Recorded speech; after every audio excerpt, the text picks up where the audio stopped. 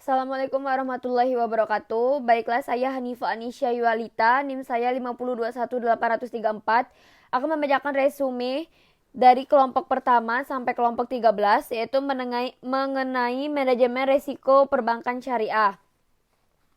Baiklah, yang pertama tentang perekonomian dan perkembangan industri perbankan. Saat ini, industri perbankan di Indonesia menjadi salah satu yang paling menguntungkan di Asia Tenggara. Presiden Joko Widodo menargetkan pertumbuhan ekonomi sebesar 7%, yang sebagian berasal dari teknologi keuangan.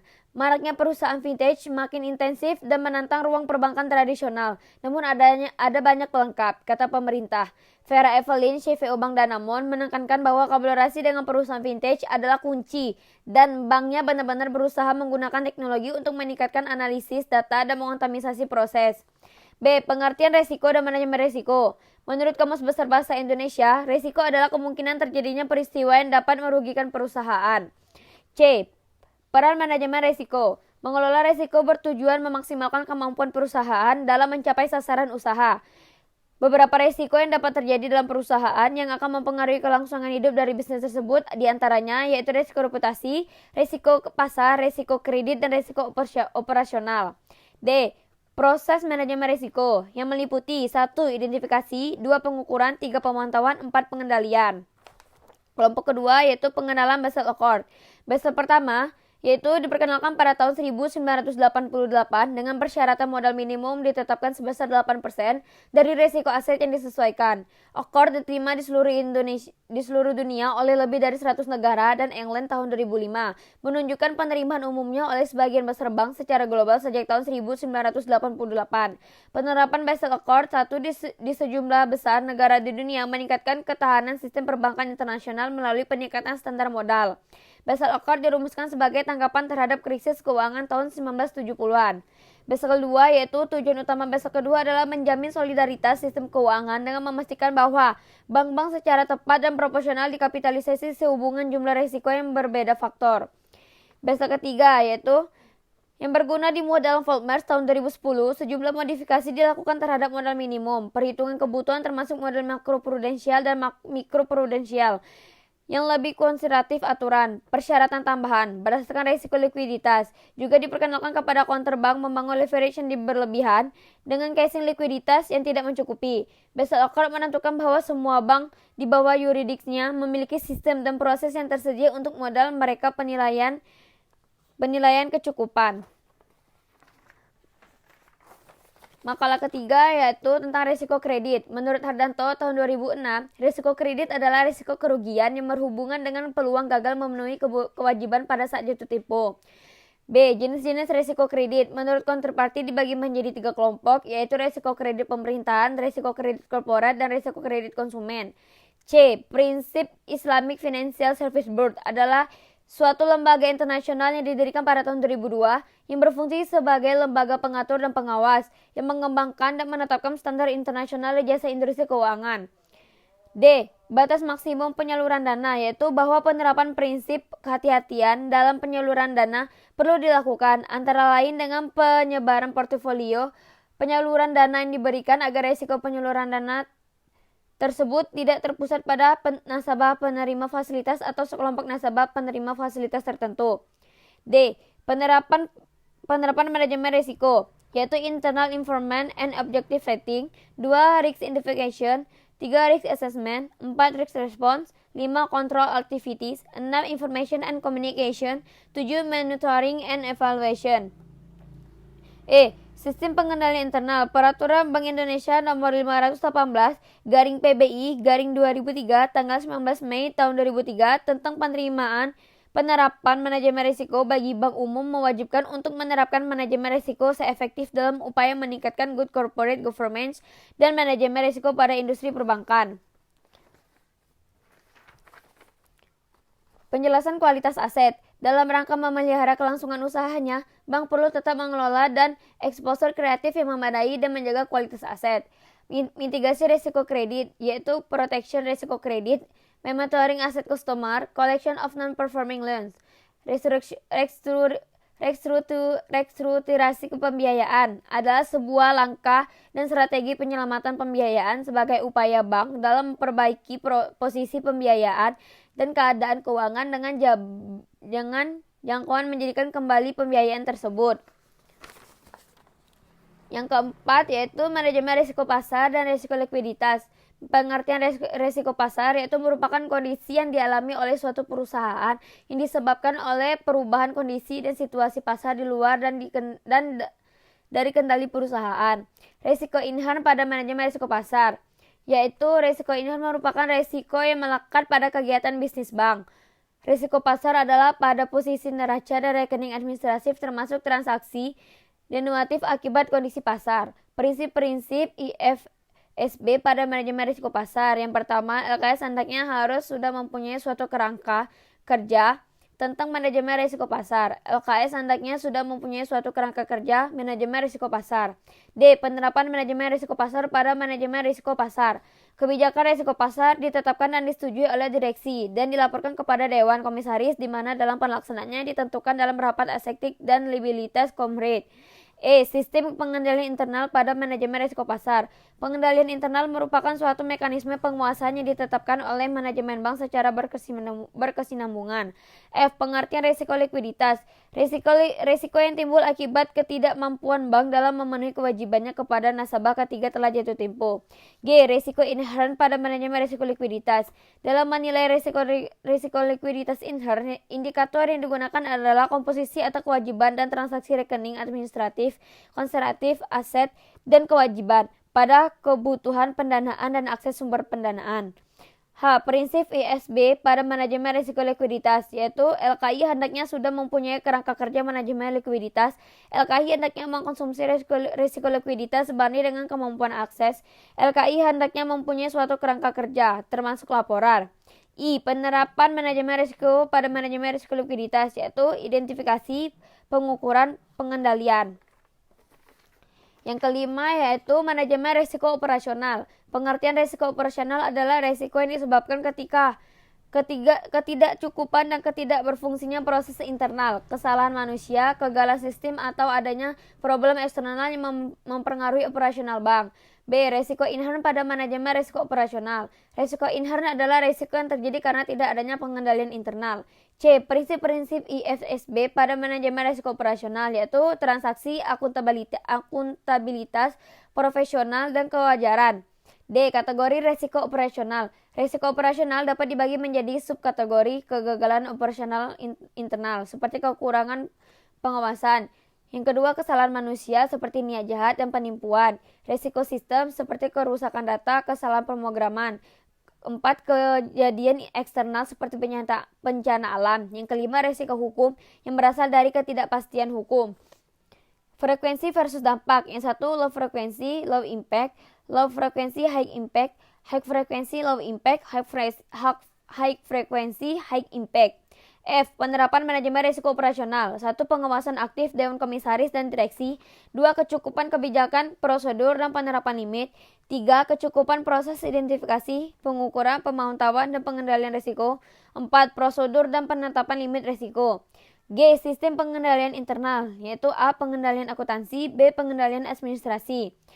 Perihal kehati-hatian penyerahan sebagai pekerjaan kepada pihak lain, yaitu mengatur lebih lanjut pokok-pokok dalam PBI nomor 13/25/PBI/tahun 2011 tentang penerapan prinsip kehati-hatian bagi bank umum yang melakukan penyerahan sebagai pelaksanaan pekerjaan bagi pihak lain.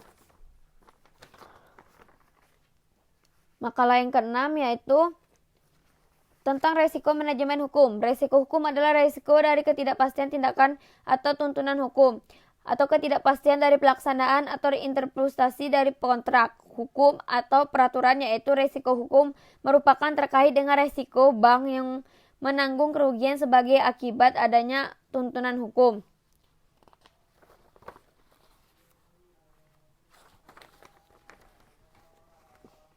Penerapan manajemen risiko pada manajemen risiko hukum.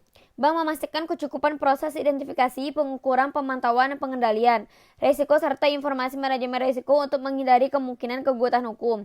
Bank mengidentifikasi dan mengendalikan risiko hukum yang melekat pada produk dan aktivitas baru sebelum diperkenalkan kepada nasabah dan mengidentifikasi risiko hukum yang terdapat pada setiap aktivitas fungsional.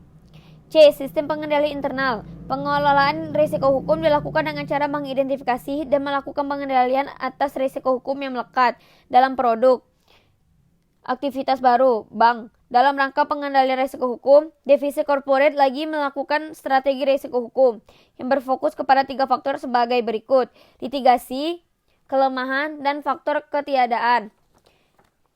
C. Kasus risiko hukum, yaitu pada kredit Lyonins tahun 1991. 2. Manajemen risiko strategi. Risiko strategi adalah risiko yang antara lain disebabkan oleh adanya penempatan dan pelaksanaan strategi bank yang tepat. A. Risiko inherent pada risiko manajemen strategi. Itu B. Penerapan manajemen risiko pada risiko strategi. C. Sistem pengendali internal, yaitu bank telah memiliki prosedur yang mengatur proses perumusan dan penyusunan rencana bisnis baik yang termasuk mengenai arahan strategi dan efektivitas kunci untuk mendukung pelaksanaan strategi yang sudah direncanakan. Kasus risiko strategi yaitu pada Midland Bank pada tahun 1980. Makalah yang ketujuh yaitu tentang manajemen risiko kepatuhan. Manajemen risiko kepatuhan merupakan timbulnya kerugian bank langsung yang diakibatkan oleh tidak patuhnya atau tidak dilaksanakannya peraturan perundang-undangan dan ketentuan lainnya yang berlaku. B. Risiko inherent pada manajemen risiko kepatuhan. Risiko yang timbul akibat bank tidak mematuhi atau tidak melaksanakan peraturan perundang-undangan dan ketentuan yang berlaku. C. Penerapan manajemen risiko pada manajemen risiko kepatuhan yaitu pengawasan aktif dan Dewan Komisaris, Direksi, dan DPS. 2. Sumber daya insani. C. Proses identifikasi, pengukuran, pengawasan, dan pengendalian risiko serta sistem informasi manajemen risiko kepatuhan. D. Sistem pengendalian internal pada manajemen risiko kepatuhan, yaitu pengendalian internal akuntansi dan pengendalian internal administratif. E. Kasus risiko kepatuhan, yaitu bank syariah memiliki gross income atau disebut penghasilan kotor yang belum dipotong oleh pajak dan lain-lain sebesar. Artinya, penghasilan kotor pada bank syariah adalah SM. Bank syariah ini menerapkan modal internal. Komite manajemen risiko tidak menetapkan US given, yaitu perkiraan kerugian yang akan diderita oleh bank sebagai akibat terjadinya default sebesar 15%. Makalah yang ke-8 yaitu tentang manajemen risiko reputasi. Risiko reputasi adalah risiko akibat menurunnya tingkat kepercayaan stockholder yang bersumber dari persepsi negatif terhadap bank. 2. Risiko inherent pada manajemen risiko reputasi terjadi akibat menurunnya tingkat kepercayaan pemangku kepentingan yang bersumber dari persepsi negatif terhadap bank. Risiko ini timbul antara lain karena adanya pemberitaan media sosial dan rumor mengenai bank yang bersifat negatif, serta adanya strategi komunikasi yang kurang efektif. 3. Penerapan manajemen risiko pada manajemen risiko reputasi. Bank secara individual maupun untuk bank secara konsolidasi dengan perusahaan anak yang paling kurang mencakup 4 pilar, yaitu pengawasan aktif, Dewan Komisaris, Direksi, dan DPS. Kedua, kecukupan kebijakan, prosedur, dan penetapan limit. Ketiga, kecukupan proses identifikasi, pengukuran, pemantauan, pengendalian risiko, serta sistem informasi manajemen risiko. Yang keempat, sistem pengendalian intern yang menyeluruh. 4. Sistem pengendalian internal manajemen risiko reputasi. Cara pengendalian risiko reputasi yang terbaik adalah dengan melakukan program antisipasi dan program pemeliharaan reputasi.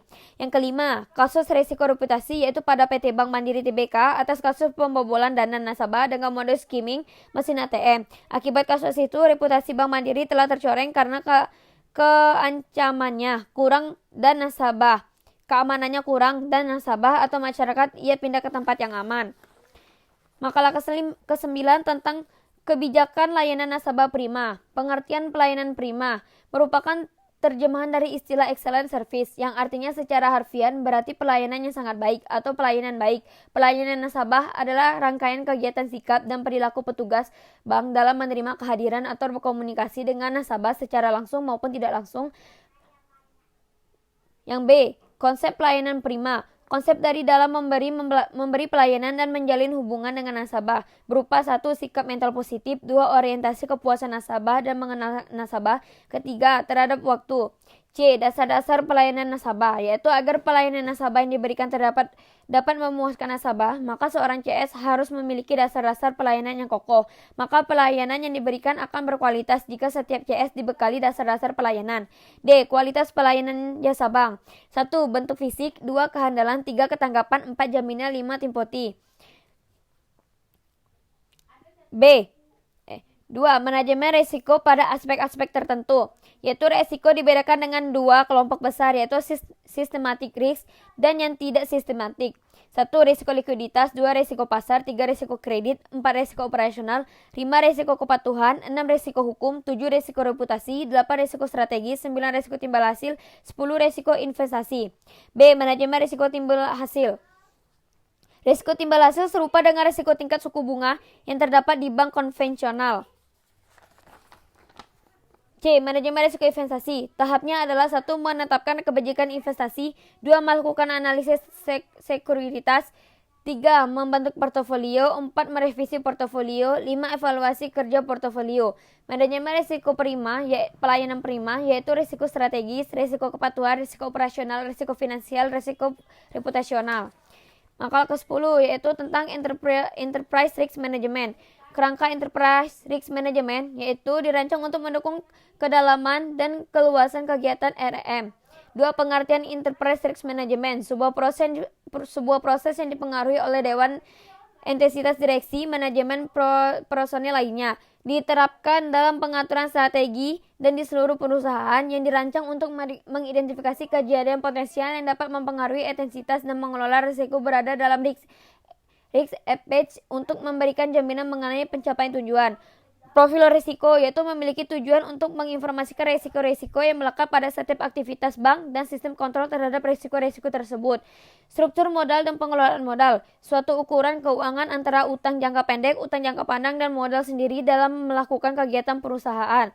5. Kinerja bisnis, yaitu perusahaan yang telah mengadopsi pendekatan ERM mengalami perubahan dalam kinerja bisnis. 6. Manfaat dan tujuan ERM dan fungsi, yaitu manfaatnya peningkatan efektivitas organisasi. 2. Pelaporan risiko yang lebih baik. 3. Perbaikan kinerja bisnis, tujuannya yaitu untuk mengurangi kegiatan yang kurang menyenangkan. 2. Meningkatkan reputasi perusahaan. 3. Meningkatkan efektivitas dan efisiensi manajemen. 7. Peran RRM yaitu pencapaian tujuan perusahaan yang lebih baik dan pada akhirnya menciptakan, menambahkan, dan melindungi nilai perusahaan. 8. Manajemen modal yaitu efektivitas yang berkait dengan pengelolaan uang. Dalam hal ini adalah manajemen anggaran dasar yang terdapat di dalam sebuah instansi perusahaan. 9. Value based management, yaitu manajemen berbasis nilai adalah sebuah pendekatan yang memastikan perusahaan tetap berjalan sesuai dengan nilai yang telah ditentukan sebelumnya. Makalah ke-11 yaitu tentang kewajiban penyediaan modal minimum. 1. Aspek permodalan yaitu A. Supplier. 2. Bank-bank. 3. Dewan ekuitas. 2. Aspek risiko penyaluran dana yaitu pada pasal 6 aktiva pertimbangan menurut risiko sebagaimana dimaksud dalam pasal 2. Yang ketiga, aspek risiko pasar yaitu pada pasal 10. A. Bank wajib menyusun dan menerapkan kebijakan dan pedoman risiko pasar sebagai bagian dari kebijakan dan pedoman manajemen risiko bank selanjutnya dalam pasal 11 sampai 15.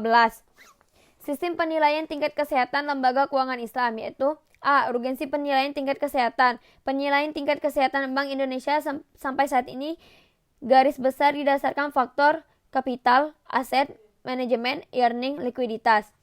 B. Mekanisme pemulaian kesehatan yaitu A. Kesehatan dilakukan tiap semester. B. BI meminta hasil penilaian tingkat kesehatan yang dilakukan bank. C. BI juga melakukan penilaian tingkat kesehatan bank. D. Penilaian berdasarkan hasil pemeriksaan. E. Apabila terdapat perbedaan penilaian yang berlaku adalah BI. C. Faktor penilaian permodalan. Dalam aspek ini yang dinilai adalah permodalan yang dimiliki oleh bank yang didasarkan kepada CAR, yaitu Capital Adequacy Ratio. D. Faktor-faktor penilaian kualitas aset. Di dalam hal ini, upaya yang dilakukan adalah untuk menilai jenis-jenis aset yang dimiliki bank. E. Faktor-faktor penilaian manajemen. Untuk memiliki kualitas manajemen dapat dilihat dari kualitas manusianya mengelola bank. F. Faktor penilaian Gardner yang merupakan aspek yang digunakan untuk meningkatkan kemampuan bank dalam meningkatkan keuntungan. G. Faktor penilaian likuiditas. Suatu bank dapat dikatakan liquid apabila bank yang bersangkutan bersangkutan mampu membayar semua utangnya. H. Faktor penilaian sensitivitas terhadap resiko pasar meliputi kemampuan modal bank dalam mengcover potensi kerugian sebagai akibat frekuensi suku bunga dan nilai tukar serta kecukupan pencapaian manajemen risiko pasar. J. Penilaian peningkatan faktor keuangan peringkat faktor. Keuangan adalah hasil akhir penilaian gabungan dari faktor. K. Penilaian atau Kamles adalah aspek yang paling banyak berpengaruh terhadap kondisi keuangan Bank Kamles, digunakan untuk menganalisis dan mengevaluasi kinerja keuangan Bank Umum Indonesia. L. Action Plan Lembaga Keuangan Islam, yaitu rencana dari yang merupakan langkah awal melakukan perubahan dibuat untuk permasalahan yang ada. Selanjutnya makalah 13 yaitu tentang corporate governance di Indonesia, yaitu prinsip-prinsip corporate governance di Indonesia, yaitu A. Transparansi dapat diartikan sebagai keterbukaan informasi baik dalam proses pengambilan keputusan maupun dalam mengungkapkan informasi material dan relevan mengenai perusahaan. 2. Interrelasi antara GCG dengan lembaga keuangan Islam. Seiring dengan perkembangan dunia perbankan syariah antara lain ditandai dengan semakin beragamnya produk perbankan syariah dengan berkembangnya jaringan pelengkapnya. 3. Dewan Komisaris. Berdasarkan struktur GCG, Dewan Komisaris bertanggung jawab kepada RUEPS. RUEPS bertindak sebagai organ yang mengangkat dan memberhentikan anggota Dewan Komisaris. 4. Direksi. Salah satu pihak yang bertanggung jawab untuk pengurusan perseroan sesuai dengan tujuan perseroan. Direksi bertanggung jawab penuh atas manajemen perusahaan. 5. Komite-komite. Sebagai bagian dan implementasi prinsip-prinsip GCG, Dewan Komisaris telah membentuk komite audit. 6. Dewan Pengawas Syariah (DPS) dalam struktur bank syariah berada setingkat dengan komisaris sebagai pengawas direksi. 7. Fungsi kepatuhan, audit eksternal dan audit internal. Fungsi kepatuhan adalah serangkaian tindakan yang bersifat preventif untuk memastikan bahwa kebijakan ketentuan yang dilakukan oleh bank telah sesuai dengan ketentuan BI atau OJK dan peraturan perundang-undangan yang berlaku. 8. Aspek transparansi dalam lembaga keuangan Islam. Transparansi mengandung unsur pengungkapan dan penyediaan informasi. 9. Konflik kepentingan di dalam korporasi, yaitu konflik kepentingan di dalam korporasi berkaitan erat dengan perkembangan korporasi di Indonesia. Faktor yang menjadi andil pada terjadinya krisis di Indonesia yaitu salah satunya adalah rendahnya pengendalian dan fungsi kreditan. 10.